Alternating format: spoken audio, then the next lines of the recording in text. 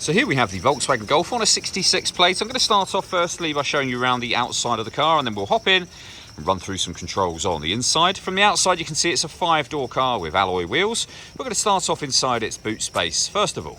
As we approach the back of the car, you can see we have reversing sensors. There's a tow bar there as well. Plenty of boot space, which can be increased of course by folding down either of those rear seats.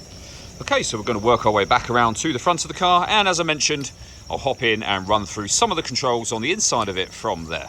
Just briefly before we climb in, I think it's well worth seeing the interior from this exterior point of view. There's plenty to run through on the dashboard, so let's hop in and we'll do that now. Okay, now that we're inside the car, we're going to start with the dials. On the left-hand side, first of all, we have the rev counter and the coolant temperature gauge. On the right-hand side, the fuel gauge and speedometer.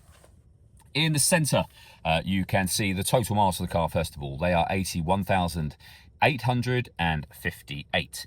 Above that, we have a digital readout for the speedometer. You can change that information using buttons up on the steering wheel for various different menus. Back around to the driving data menu, which is where we started. If we back out to the steering wheel, the buttons I was just using are over here. We have stereo controls. Stereo controls continue on the left-hand side along with cruise control. So hit this button to arm the cruise control, and then you can set the speed with the plus and minus buttons here.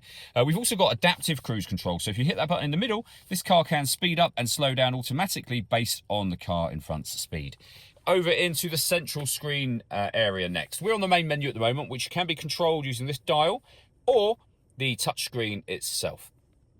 Or if you wish to, of course, you have the labelled menus down the left and right hand sides. When it comes to the radio, we have DAB, FM and AM. Hit the media button.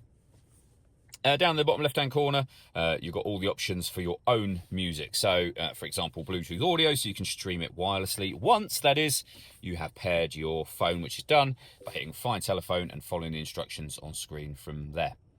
If we work our way down from that, we have our air conditioning. You can adjust the temperature, fan speed and direction of the air. That's your air conditioning off. On again, you can recirculate the air that's in the car. That's a great way of heating it up or cooling it down quickly depending on the temperature you've set, of course. This section opens up to reveal some storage, USB input and auxiliary input in there as well. And then we have the gear lever for the 6-speed manual gearbox. We can turn off the stop and start for the car. We can also change the driving setup of the vehicle. So up on the main screen here, you can see you can go from eco, normal, sport and individual. And then lastly, we have an electronic handbrake with an auto hold function and 2 cup holders. All that leaves me to say is thank you for taking the time to watch this video. If you'd like to come and see the car for yourself and have a test drive, please feel free to give us a call here at Surrey Specialist Cars. We'd love to hear from you soon.